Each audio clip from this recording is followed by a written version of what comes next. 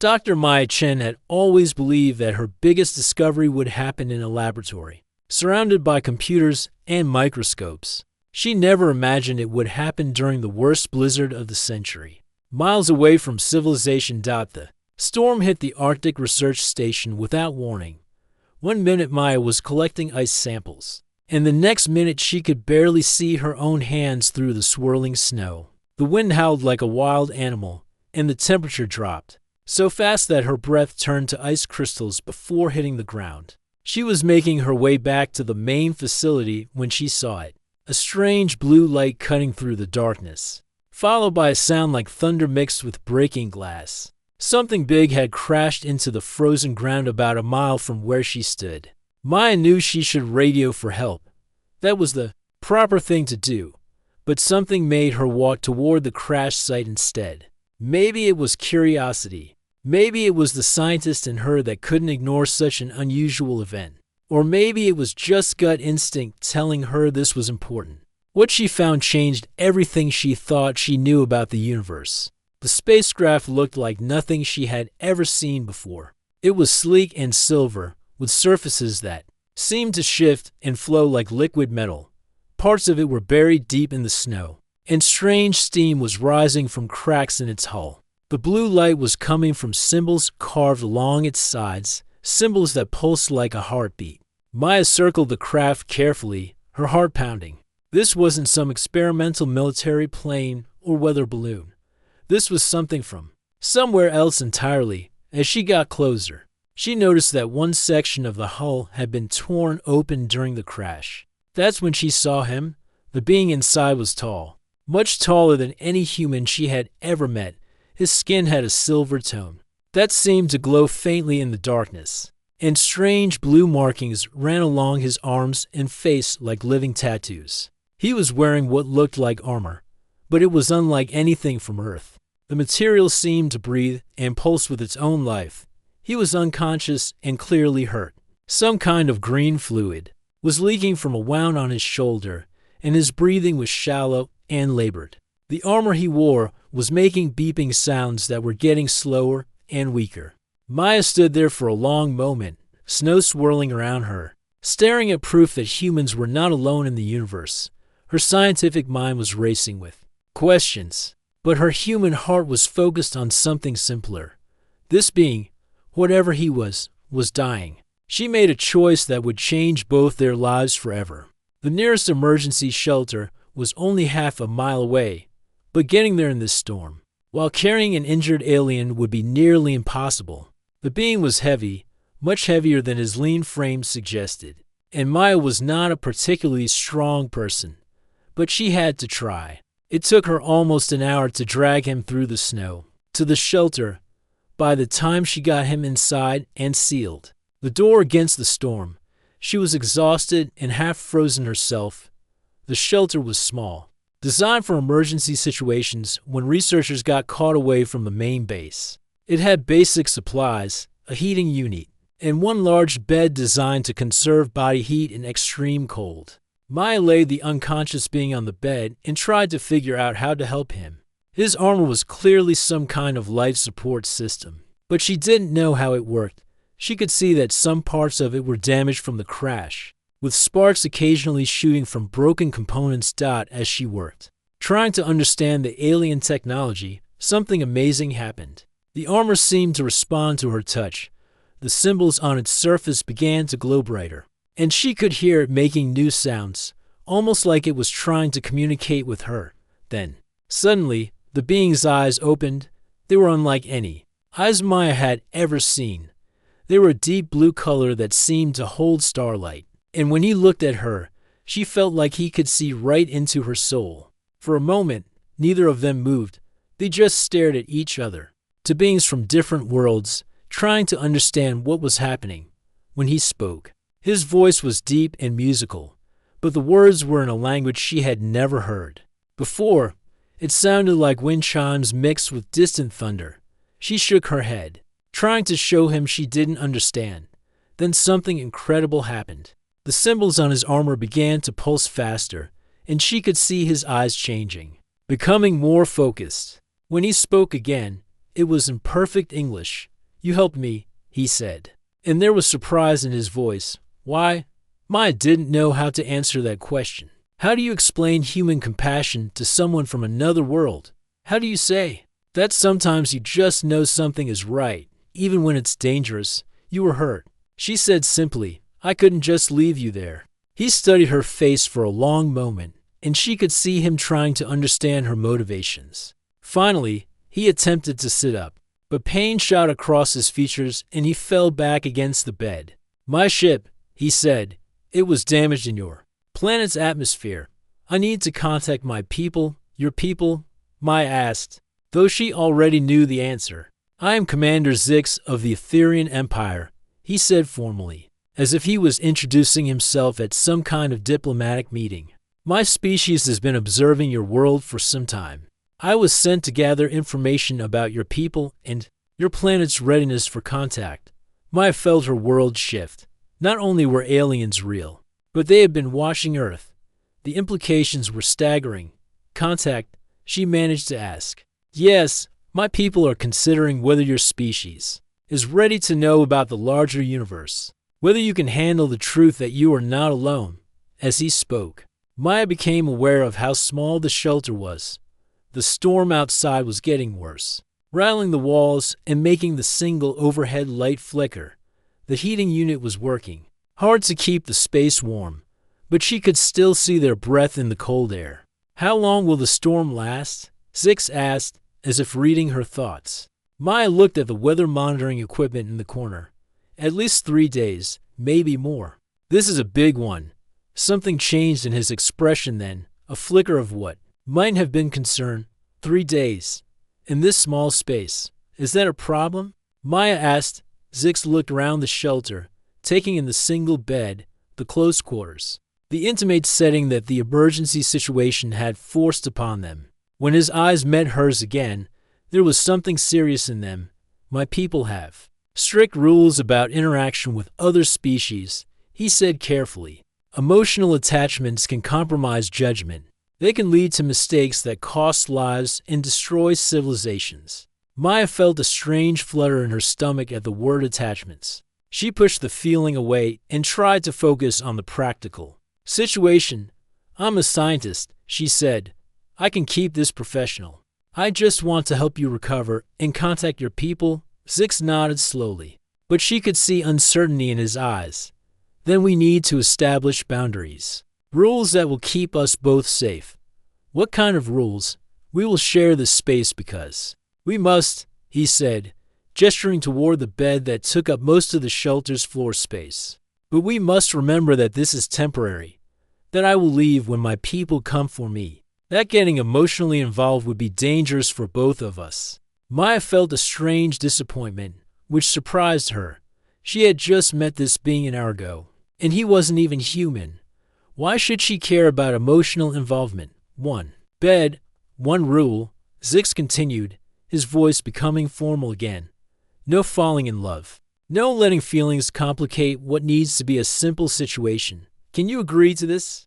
Maya looked around the small shelter, at the storm raging outside, at this incredible being who had literally fallen from the stars into her life. Everything about this situation was already complicated, but she understood why he needed the boundaries. They were strangers from different worlds, thrown together by chance and necessity. "I agree," she said, though something in her chest tightened. As she said it, Zix nodded and settled back against the pillows she had arranged for him. "Good. This will make things easier for both of us." But as Maya watched him close his eyes and tried to rest, as she became aware of how the small space seemed even smaller now that they had established their rules, she wondered if anything about this situation would actually be easy.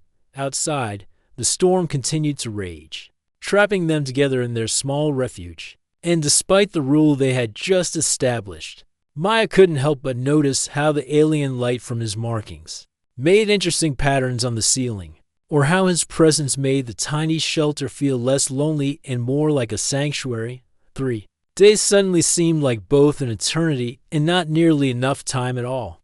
The first morning in the shelter felt like waking up in a dream that Maya wasn't sure she wanted to end. She opened her eyes to find Zix already awake, sitting on the edge of the bed with his back to her. The blue markings on his skin were dimmer now, and she could tell he was still in pain from his injuries. "How are you feeling?" she asked softly, not wanting to startle him. "Better," he replied without turning around. "Your primitive medical supplies were surprisingly effective." Maya felt a small sting at the word primitive, but she pushed it aside. To someone from an advanced alien civilization, everything on Earth probably seemed basic. She sat up carefully, making sure to keep the blanket barrier they had established between them during the night. The shelter felt even smaller in the daylight filtering through the small window. Every movement seemed to echo in the cramped space, and Maya was hyper-aware of how close they were to each other. When Zix finally turned to face her, she noticed that his eyes looked tired, like he hadn't slept much. "We need to establish a routine," he said in that formal way of his. "Structure will help us maintain appropriate boundaries." Maya nodded, though something about his rigid tone bothered her. It was like he was trying too hard to keep distance between them. "What do you suggest?" "I will work on repairing my communication device during the morning hours. You can continue your research or whatever activities you normally pursue. We will take turns using the facilities and preparing food. In the evening, we will share information about our respective worlds for educational purposes only." "Educational purposes only," Maya repeated. "Right?" But as the day progressed, Maya found that keeping things purely educational was harder than expected. When Zix showed her a small piece of technology from his damaged suit, her scientific curiosity took over completely. The device was no bigger than her thumb, but it seemed to contain more computing power than the entire research facility. "This is incredible," she breathed, turning the device over in her hands. "How does it work?" For the first time since she had found him, Zix's formal mask slipped a little. His eyes lit up with what she could only describe as enthusiasm. "It uses quantum entanglement to process multiple probability streams simultaneously. Your scientists are still thinking in linear terms, but reality is much more fluid than that." As he explained the technology, Maya forgot all about maintaining distance. She found herself leaning closer to see the tiny symbols that appeared and disappeared on the device's surface. Zix seemed to forget about boundaries too, because he moved closer to point out different features. "See this pattern here?" he said, his finger brushing against hers as they both held the device. "This represents the quantum field fluctuations that allow for faster-than-light communication." The moment their skin touched, Maya felt a small electric shock run up her arm. Zix jerked his hand back immediately, and she could see his markings pulse brighter for just a second before dimming again. "I apologize," he said stiffly. "I should have been more careful." "It's okay," Maya said, but her hand was still tingling where he had touched her. "What was that?" "The electric feeling." Zix looked uncomfortable. "My people have bioelectric fields. They respond to various stimuli." Maya wanted to ask what kind of stimuli, but something in his expression warned her not to push. Instead, she handed the device back to him, careful not to let their fingers touch again. The rest of the day passed quietly, but Maya couldn't stop thinking about that moment of connection. She found herself stealing glances at Zix as he worked on his equipment, noticing things she hadn't seen before.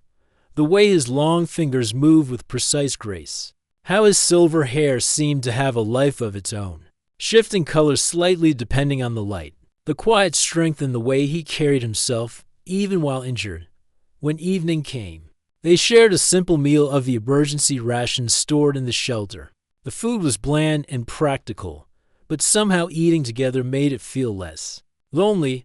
Zix seemed more relaxed now, and Maya decided to take advantage of his better mood. "Tell me about your world," she said.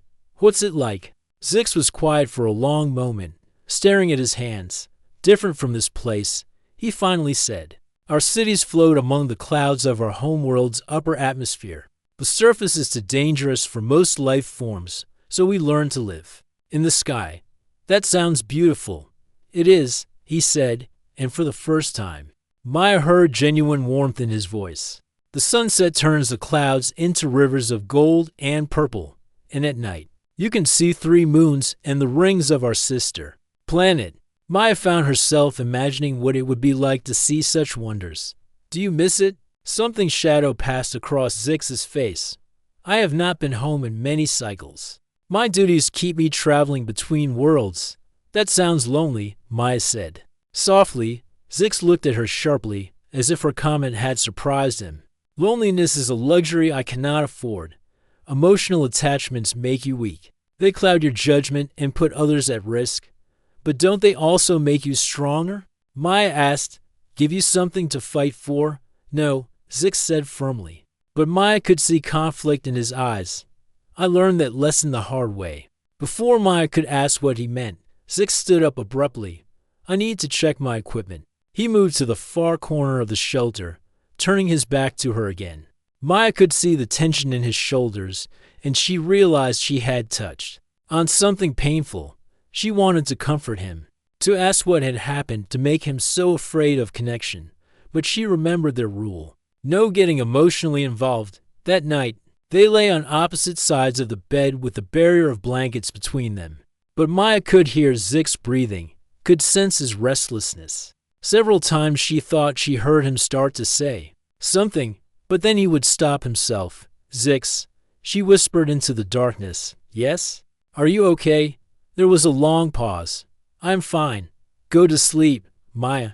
But neither of them slept much that night. The second day brought new challenges.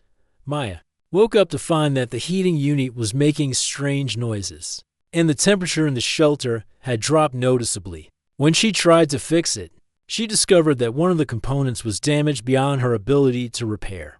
We have a problem, she told Zix, who was already awake and working on his communication device. He looked up from his work and immediately noticed the frost forming on the window. How long will the heating system last? Maybe another day, if we're lucky. Zix set down his tools and moved to examine the heating unit. Maya watched as he studied the human technology, with the same focus he applied to his own advanced equipment. After a few minutes, he looked up at her with an expression she couldn't read. I can fix this, he said, but it will require using some of my bioelectric energy. It will delay my own healing. I can't ask you to do that, Maya said immediately. You are not asking. I am choosing. Something in his tone made Maya look at him more carefully. Why? Zix was quiet for a moment, his hand still on the broken heating unit. Because, he said finally, keeping you safe seems to be important to me, even though it should not be. The admission hung in the air between them like a confession. Maya felt her heart skip a beat, and she could see Zix's markings pulsing brighter again. The rule. Maya said softly. Yes, Zix replied, his voice strained. The rule. But as he began working to repair the heating system, using his own life force to keep them both warm, Maya realized that some rules were harder to follow than others, and some connections were too strong to be broken by mere words. By the 5th day, Maya had learned to read the subtle changes in Zix's bioelectric markings like a language. When they pulsed steady and blue, he was calm. When they flickered rapidly, he was concentrating. And when they brightened to almost white, which happened more often now when he looked at her, she knew he was feeling something he didn't want to admit. She was learning other things too, like how he unconsciously hummed a low, musical tune when he worked, how he always made sure she ate first during their shared meals, how he had nightmares sometimes, speaking in his own language while his markings flashed red with distress. This morning was different, though. Maya woke up to find Zix sitting cross-legged on the floor, surrounded by pieces of his communication device. His markings were pulsing in a pattern she had never seen before, and there was an excitement in his posture that made her sit up quickly. What is it? She asked. I think I have found a solution, he said, looking up at her with bright eyes. Your technology is more compatible with mine than I first thought.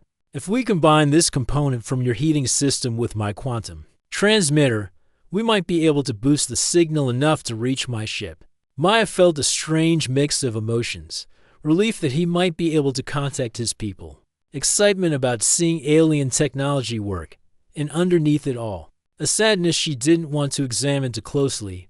Show me, she said, climbing out. of bed and sitting beside him on the floor. Working together felt natural now. Maya had learned to anticipate what tools Zix needed, and he had developed a patience for explaining complex concepts in terms she could understand. Their hands moved around each other's without the awkward awareness of the first few days. A comfortable dance of shared purpose. But when they both reached for the same component at the exact same moment, their fingers intertwined completely. The contact sent that familiar electric shock through Maya's system. But this time neither of them pulled away immediately. For a heartbeat, they sat frozen, hands clasped, looking into each other's eyes. Maya could see Zix's markings brightening, and she felt something electric in the air that had nothing to do with his alien biology. Maya, he said softly, and her name sounded different in his voice, not formal or distant, but warm and intimate. I know, she whispered back, though she wasn't sure what she was agreeing to. Then the moment shattered as Zix jerked his hand back so quickly that the delicate components scattered across the floor. I apologize, he said, his voice returning to that stiff, formal tone. I was not maintaining proper focus. Zix, it's okay, no. It is not okay. He stood up abruptly, running his hands through his silver hair. This is exactly what I was trying to prevent. Maya watched him pace the small space like a caged animal. His markings were fluctuating wildly now, shifting from blue to white to red and back again. She had never seen him so agitated. What are you so afraid of? She asked gently. He stopped pacing and looked at her with an expression full of pain. You want to know what I am afraid of? I am afraid of what happened on Kepler 440b. Maya had never heard him mention another planet by name before. Something in his tone told her this was important. What happened there? Zix sat down heavily on the edge of the bed, his shoulders sagging. It was my first solo diplomatic mission. A beautiful world with a species that was struggling with climate change and resource depletion. They were intelligent, creative, and desperately in need of help. He paused, staring at his hands. Maya wanted to comfort him, but she sensed he needed to tell this story without interruption. I was supposed to evaluate them for possible inclusion in our alliance. Standard procedure: observe, analyze, report back to the council. No emotional involvement, no personal attachments. His markings dimmed almost to nothing, and Maya realized this was how he looked when he was truly sad. But they were so much like your people, he continued, curious and brave and willing to hope for better things. Their leader was a scientist, like you. She showed me their research, their plans for saving their world, and you cared about them. Maya said softly. I fell in love, Zix said bluntly, not just with her, but with their entire civilization, their art, their music, their determination to survive. I stopped being an objective observer and became someone who desperately wanted to help them succeed. Maya felt a stab of something that might have been jealousy, but she pushed it aside. This was clearly painful for him to share. When I reported back to the council, I recommended them for immediate alliance status. I told my people that this species deserved our help, our technology, our protection. I begged them to save that world. That sounds like the right thing to do. Zix laughed bitterly. The right thing. Yes, that is what I thought too. But I was so emotionally invested that I missed the signs. I did not see that their society was more fragmented than I realized, that there were factions who would see our alliance as a threat to their power. Maya's heart began to sink as she realized where this story was going. The council agreed to my recommendation. We sent ships, technology, advisors. We thought we were saving them. His voice became hollow. Within 6 months, their planet was torn apart by civil war. The technology we gave them was turned into weapons. The resources we provided funded armies instead of healing their world. Zix. Billions died, Maya. An entire civilization destroyed because I let my feelings cloud my judgment. Because I wanted so badly to save them that I ignored the political realities. That should have been obvious to any trained observer. The shelter fell silent except for the wind outside. Maya felt tears forming in her eyes as she imagined the weight Zix had been carrying. It was not your fault, she said finally. Of course it was my fault, he replied sharply. If I had remained objective, If I had followed protocol instead of following my heart, I would have seen the warning signs. I would have recommended a slower approach, more careful evaluation. Those people would still be alive, or maybe they would have died anyway, Maya said. Maybe from the climate disaster they were already facing. Maybe you gave them a chance they wouldn't have had otherwise. Zix looked at her with surprise. How can you say that? Because I know you, Maya said, moving to sit beside him on the bed. I have watched you for 5 days, and I know that you care deeply about doing the right thing. Maybe your feelings did not make you see less clearly. Maybe they made you see what was worth saving. You did not understand. I understand more than you think, Maya interrupted. I have spent my whole career trying to stay objective, to keep my emotions out of my research. But the best discoveries I have made came from the times when I cared the most, when I let myself feel wonder and excitement and, yes, even love for the work I was doing. Zix stared at her, his markings pulsing slowly. It is different for my people. Our emotions are stronger, more overwhelming than yours. If we do not control them, they consume us. Maybe the problem is not feeling too much, Maya said carefully. Maybe the problem is feeling alone. She reached out slowly and placed her hand over his. This time, when the electric shock came, she did not pull away. Instead, she felt something else, something deeper. Images flashed through her mind, vast cities floating in purple clouds, 3 moons hanging in an alien sky, and, underneath it all, a profound sense of loneliness that made her heart ache. What was that? She gasped. ZYX was staring at their joined hands in amazement. I did not know. That has never happened before. The images were fading, but the feeling of connection remained. Maya realized that somehow, for just a moment, she had experienced a piece of Zix's memories and emotions directly. Your people, she said slowly. They do not allow personal relationships, do they? No, Zix said quietly. We are raised to serve the collective good. Individual emotional attachments are seen as selfish and dangerous.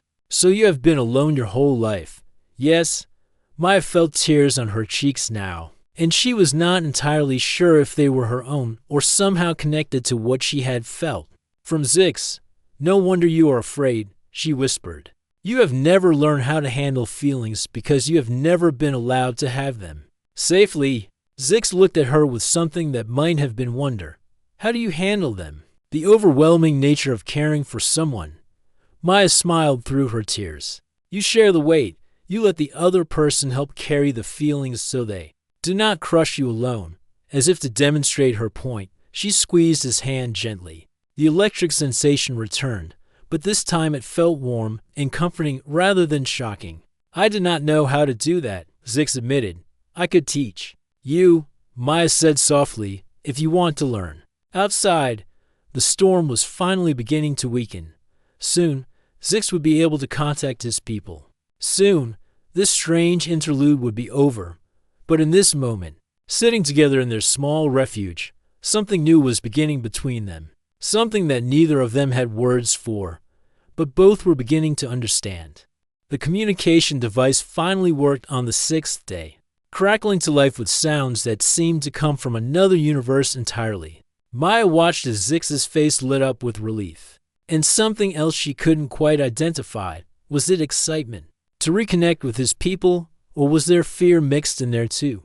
My ship will be here within 24 hours, Zix announced after speaking in his musical language for several minutes. But instead of the joy Maya expected to see, his expression had become distant and troubled. That's wonderful, Maya said, though her stomach twisted as she said it. You must be happy to finally go home.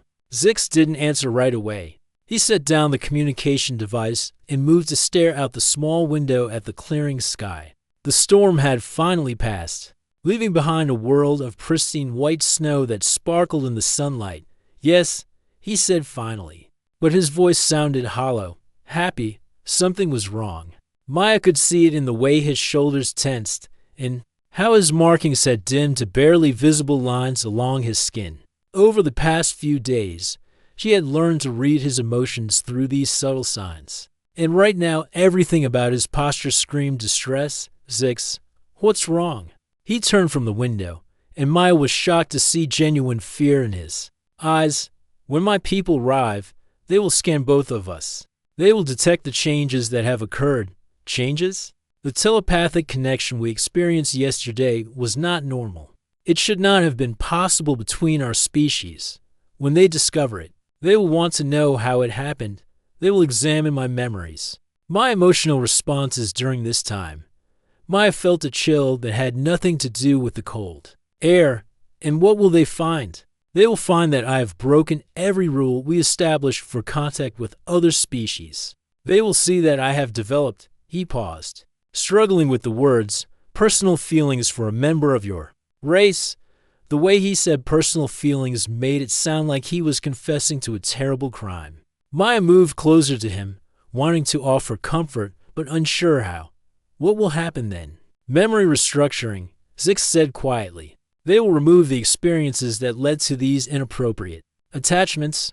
I will return to my ship as the same being I was when I left it, with no memory of our time together. Maya felt like she had been punched in the stomach.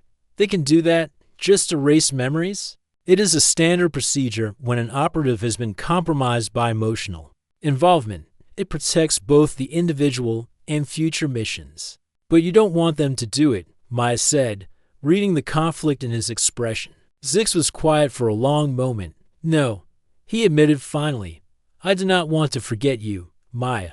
I do not want to forget what I have learned about myself, about what it means to care for someone else. But wanting something does not make it possible. Maya watched as he moved to a corner of the shelter and began pulling out a device she had never seen before. It was small and silver, covered in the same flowing symbols as his other technology. What is that? A neural adjustment tool, he said, not meeting her eyes. If I perform the memory restructuring myself before they arrive, I can make it appear that nothing significant happened during my time here. They will never know about our connection. Maya stared at him in horror. You're going to erase yourself, just like that? It is the logical choice, Zix said, but his hands were shaking as he activated the device. It protects both of us from the consequences of what has happened here. Stop, Maya said firmly. Just stop for a minute and think about what you're doing. I have thought about it extensively. No, you haven't, Maya interrupted, moving to stand directly in front of him. You're panicking. You're so scared of what your people will think that you're willing to destroy a part of yourself. Rather than face their judgment, you do not understand the stakes involved, Zix said. But the device in his hands was wavering. Then explain them.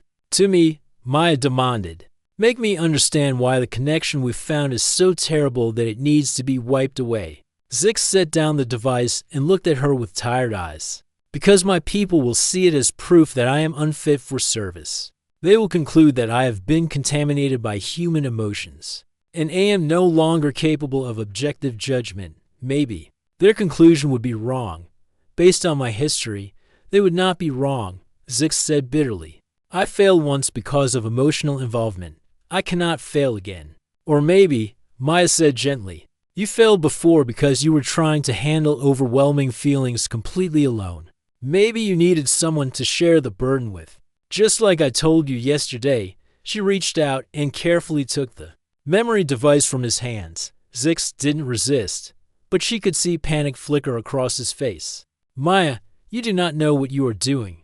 If they discover the connection between us, they might decide that your entire species is a corrupting influence. It could affect first contact protocols for generations. Then we don't let them discover it the way they expect to, Maya said, her mind racing with possibilities. What do you mean? You said they'll scan your memories and emotions to see what happened here. But what if those memories show something different than what they expect? Zix frowned, not understanding her direction. What if your memories show that our connection made you a better observer, not a worse one? What if you can prove that understanding another species emotionally actually helps you understand them accurately? That is not how my people think. Then, maybe it's time to teach them a new way of thinking, Maya said with growing conviction. You told me about the civilization you lost because you couldn't see their political complexities. But with me, you've been able to understand not just what I say, but what I feel, what I need. what I'm afraid of. That's not weakness, Zix. That's better communication. She could see him considering her words. His markings beginning to pulse more steadily. You want me to argue that emotional connection is beneficial for diplomatic contact. I want you to argue that love makes you see more clearly, not less, Maya said. And as she spoke the word love out loud for the first time, both of them went very still. Love, Zix repeated softly, as if testing the word. Yes, Maya said. Her heart pounding, but her voice steady. I love you, Zix, and I think you love me too. And I think that love has made both of us better at understanding each other than any amount of clinical observation could have. Zix stared at her, his markings brightening until they were almost painful to look at. You love me, he said wonderingly. I do.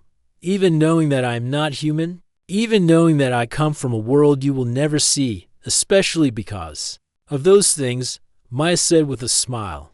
You've shown me that the universe is bigger and more wonderful than I ever imagined. You've made me feel less alone in ways I didn't even know I needed. Zix reached out and cupped her face gently in his hands. The electric sensation was immediate. But this time Maya could feel more than just the physical connection. She could sense his emotions directly, wonder, fear, hope, and underneath it all, a love so deep it made her catch her breath. I love you too, he said simply. And I am terrified of what that means. Then let's be terrified together, Maya said, covering his hands with her own. Let's face whatever comes next as a team instead of alone. Outside, the sound of approaching engines could be heard in the distance. Zix's people were coming, and their time of safety was about to end. But as they stood there, hands clasped and hearts connected, Maya felt a strange sense of peace. Whatever happened next, they would face it together, and maybe, just maybe, their love would be strong enough to change not just their own lives, but the future of two worlds. The Etherian rescue ship descended from the sky like something out of Maya's wildest dreams. It was massive and elegant, with surfaces that seemed to shift between solid metal and flowing light. As it settled into the snow near their tiny shelter, Maya felt both awe and terror at what was about to happen.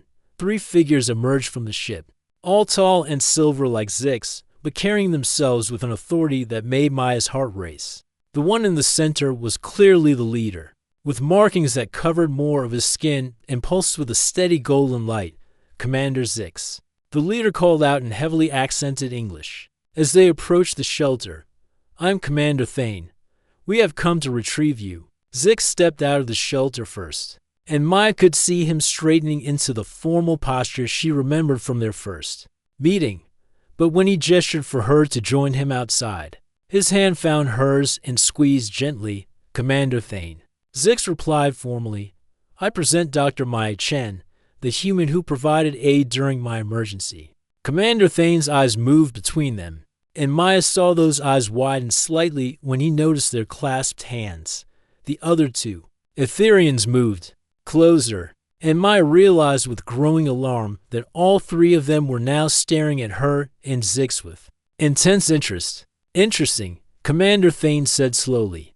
I detect unusual bioelectric readings from both of you.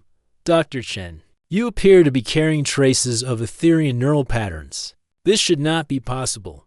Maya felt Zix tense beside her, but he didn't let go of her hand.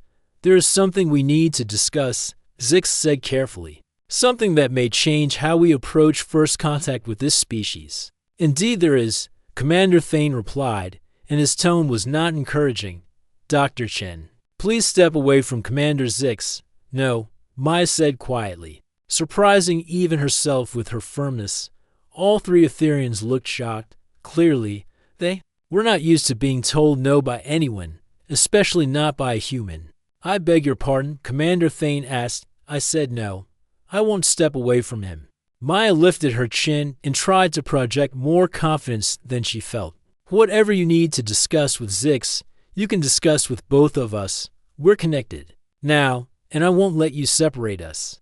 Commander Thane exchanged glances with the other 2 Etherians, and Maya caught fragments of conversation in their musical language. The words she couldn't understand, but the tone was clearly one of concern and debate. Dr. Chen, Commander Thane said finally, "You do not understand the implications of what has occurred here. Commander Zix has violated fundamental protocols regarding contact with developing species. The neural connection between you is evidence of emotional compromise. That could have far-reaching consequences. Could have, or will have," Maya challenged, "because from where I'm standing, the connection between us has led to better communication and understanding, not worse." "That is not for you to judge," one of the other Ethereans spoke up. "You lack the context to understand the risks involved." "Then give me the context," Maya shot back. "Explain to me why love is such a terrible thing that you're willing to destroy it, rather than try to understand it." The word love seemed to have a physical effect on all three visitors.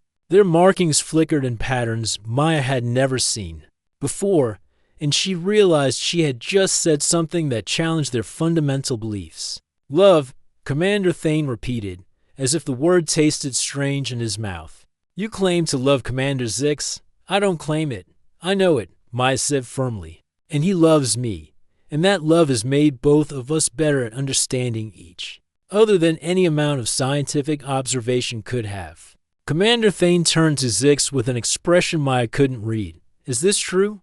Have you developed emotional attachments to this human?" Maya held her breath, knowing that everything depended on Zix's answer. She could feel the weight of his decision, not just for them, but potentially for the future relationship between their two species. "Yes," Zix said clearly, "I love Maya Chen, and she is correct when she says that this connection has enhanced my understanding of her species, not hindered it." The silence that followed seemed to stretch forever. Maya could see the other Ethereans processing this information, their markings shifting through patterns of what she was beginning to recognize as confusion and concern. "This is unprecedented," Commander Thane said finally. "In all our history of contact with other species, we have never encountered a situation where an operative developed such attachments and claimed they were beneficial. Maybe that's because your operatives have never been allowed to form such attachments," Zix said, and Maya could hear the growing confidence in his voice. "Maybe we have been limiting our effectiveness by maintaining artificial barriers." Commander Thane studied them both for a long moment. Then, to Maya's surprise, he asked, "Show me." "Show you what?" Zix replied. "Show me this connection you claim enhances understanding. Demonstrate how this love improves communication between species." Maya looked at Zix, unsure what the commander was asking for, but Zix seemed to understand.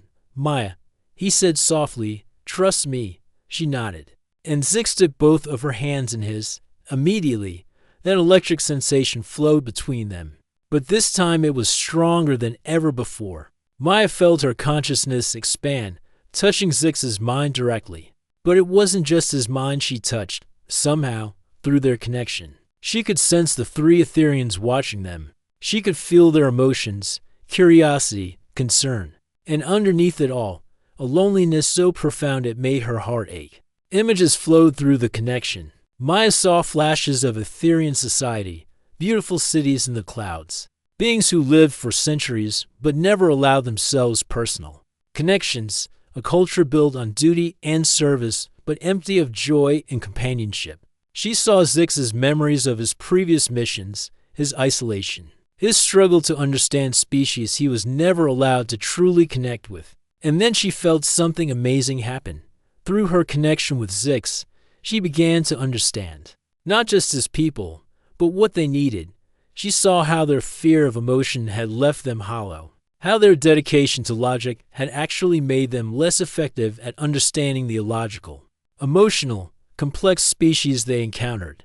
"They're lonely," she said out loud, her eyes still closed, still maintaining the connection with Zix. "All of them. Your whole species is starving for connection. But you've convinced yourselves that it's weakness." When she opened her eyes, she saw that all three Ethereans were staring at her in shock. "How did you?" Commander Thane began, then stopped. "The connection allows me to understand more than just Zix," Maya explained. "I can sense all of you, your emotions, your needs. And I can tell that this isolation you've built your society on isn't protecting you. It's killing you slowly." Commander Thane looked shaken. This is This is not possible. You are a primitive species. You cannot comprehend our psychological complexities. Maybe the problem isn't that I'm too primitive to understand, Maya said gently. Maybe the problem is that understanding requires connection, and connection requires vulnerability, things your people have been trained to avoid. The silence stretched again, but this time Maya could sense the internal struggle happening within the three Etherians. Through her connection with Zix, she could feel their emotional barriers beginning to crack. Finally, Commander Thane spoke. What you are suggesting would require us to reconsider fundamental aspects of our society. Our entire approach to interspecies contact. Yes, it would, Zix said. But consider the results. In 6 days with Maya, I have learned more about human psychology, motivation, and social dynamics than months of clinical observation could have provided. And she has gained insights into our people that should have been impossible. But the risks are outweighed by the benefits, Maya interrupted. You said yourself that you're evaluating Earth for potential alliance. Wouldn't you rather have allies who understand you on a deep level than mere political partners, who only know your surface behaviors? Commander Thane looked at his companions, and Maya could see a silent conversation happening through subtle changes in their markings. This is highly irregular, he said finally. The Council will need to evaluate these claims extensively. Then let them evaluate us, Zix said. Give us time to prove that this connection enhances rather than hinders diplomatic effectiveness. You want to remain here. With her, I want us to work together as a team, Zix corrected, to develop new protocols for interspecies contact based on genuine understanding, rather than clinical observation. Maya felt hope blooming in her chest. You would do that? Stay on Earth to develop these new protocols? I would go anywhere to stay with you, Zix said simply. But yes, Earth seems like the logical place to test these theories. Commander Thane was quiet for a long time, his markings pulsing and slow. Thoughtful patterns. Finally, he said, I will grant you 6 months, provisional status to test these unconventional methods. But you will report regularly to the Council, and if your performance is compromised in any way, the experiment ends immediately. Maya felt tears of relief spring to her eyes. 6 months wasn't forever, but it was a beginning. Thank you, she said. Do not thank me yet, Commander Thane replied. You are embarking on something that has never been attempted. You will be pioneers in uncharted territory.